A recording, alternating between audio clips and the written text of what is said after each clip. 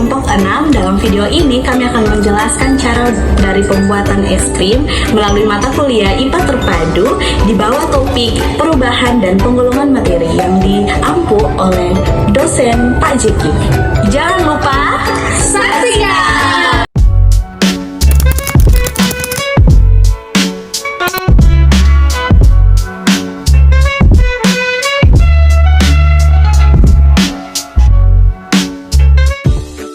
Dalam proses pembuatan es krim ini, adapun bahan dan alat yang digunakan.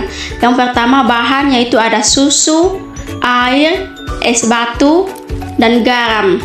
Dan alat yang digunakan yaitu ada kaleng, wadah, sendok. Selanjutnya kita masuk pada proses pembuatan es krim dan penjelasan kimianya. Langkah pertama, susu dituangkan ke dalam wadah, kemudian ditambahkan air dan diaduk hingga tercampur merata. Secara kimia, susu merupakan campuran koloid atau emulsi yang terdiri dari air, lemak, protein, laktosa, dan mineral. Air atau H2O berperan sebagai pelarut yang membantu mencampurkan komponen susu agar menjadi homogen. Pada tahap ini belum terjadi reaksi kimia ya, melainkan kita dapat melihat reaksi atau proses fisika. Selanjutnya, campuran susu kami pindahkan ke dalam kaleng dan ditutup rapat.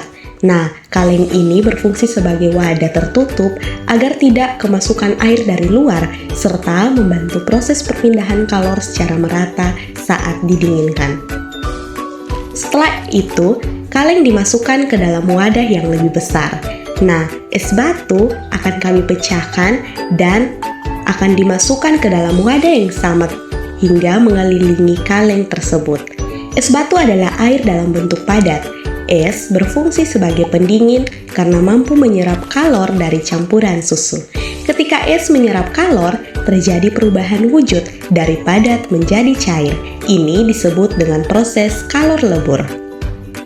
Langkah selanjutnya, natrium klorida atau garam ditaburkan di atas es batu secara merata. Secara kimia, garam merupakan senyawa ionik yang ketika bercampur dengan air, lelehan es akan terurai menjadi ion Na+ dan Cl-. Kehadiran ion-ion ini menyebabkan penurunan titik beku air atau sifat koligatif larutan. Akibatnya, campuran es dan garam memiliki suhu lebih rendah dari 0 derajat Celcius. Karena suhu menjadi jauh lebih dingin, kalor dari campuran susu di dalam kaleng berpindah ke campuran es dan garam. Proses ini disebut perpindahan kalor dari suhu tinggi ke suhu rendah. Nah, bagian terakhirnya, kaleng kami putar atau diguncang terus-menerus selama beberapa menit. Proses ini kami lakukan secara bergantian ya. Pemutaran ini membantu menyebarkan suhu dingin secara merata, mencegah terbentuknya kristal es yang besar, membuat tekstur es krim menjadi lebih lembut. Saat suhu campuran susu turun di bawah titik bekunya, air dalam susu membeku, dari cair menjadi padat. Lemak dan protein dalam susu membantu membentuk struktur lembut sehingga tidak terbentuk bongkahan es yang kasar.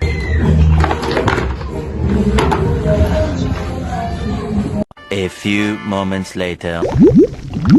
Teman-teman, susu yang tadi cair telah berubah menjadi es krim yang beku. Proses pembuatan es krim ini melibatkan perubahan wujud zat, perpindahan kalor, penurunan titik beku larutan akibat penambahan garam.